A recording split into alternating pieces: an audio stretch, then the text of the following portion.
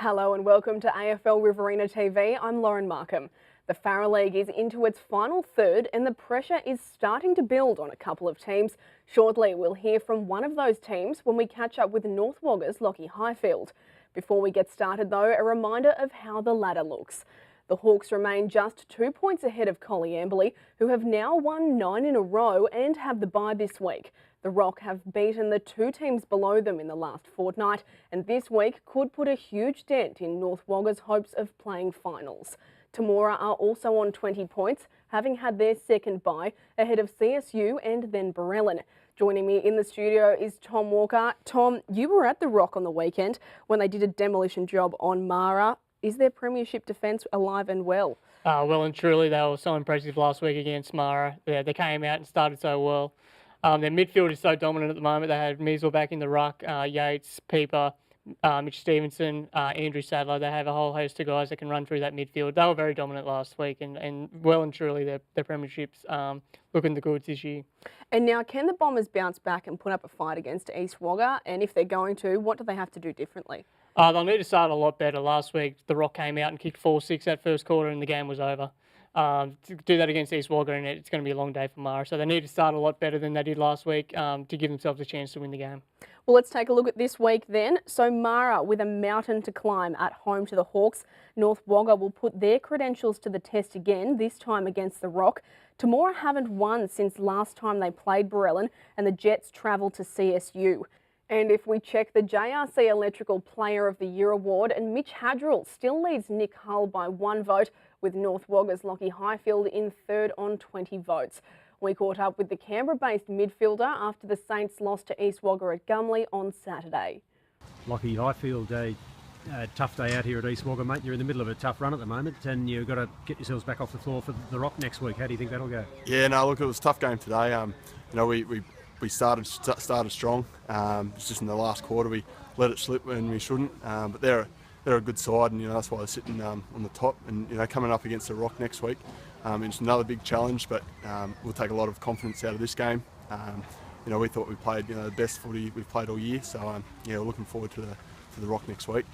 You went well against the Rock, particularly the first quarter last time out there. And I suppose it was the same against East Wagga last time too. Yep, but it's a matter of getting some points out of these big games. That's right. We need to win against the top 5 side. So we were close this week.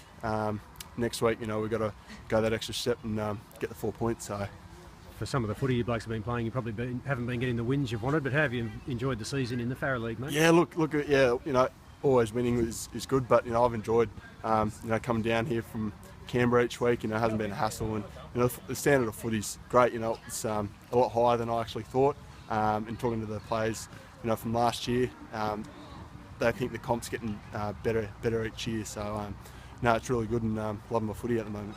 Different style of footy too, but today against East Wagga, and I guess the Rock next week and Collyamberley the week after. Yep. Those top couple of sides, they can run and spread when they need to. That's right. Yeah, no, they're very all 3 of the teams are very skillful, and they spread hard. We just got to get on our bikes quicker and react to the opposition spread. So we'll take that into training, I'm sure. But we took out a lot of positives today.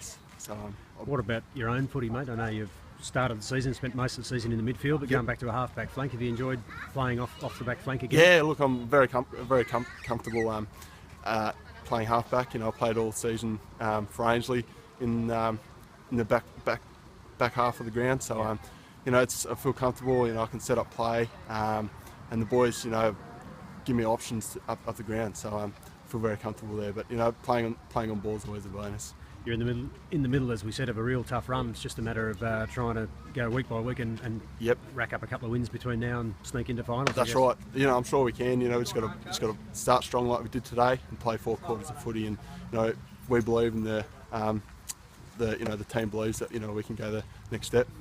All the best, and thanks for joining us on AFL Riverina TV. Thank you. North Wagga's Locky Highfield there. Tom, he's right that the Saints are playing some good footy, but they're going to need to get results over the top sides if they want to make finals.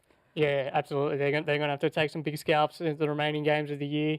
They simply just need to keep winning. They can't drop any more games. They just need to keep winning and give themselves the best chance to play finals footy. Tom, CSU could be the wild card in the makeup of finals. Do you think they could give the Jets a shake this weekend?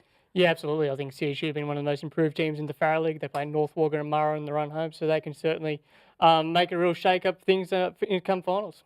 And now what about Temora at home to Barellan? It's been a long time between drinks for both these sides. Who do you think will wind up smiling on Saturday? Yeah, it's going to be a really difficult game for them both. They'll be both pumped for a win. Barellan played really good football last week against Collyambly, and Temora they seem to be struggling a little bit. I think Barellan can do it, but Temora at home will be very difficult to beat. Well, Tom, thanks so much for coming in and enjoy a big weekend of footy. No worries.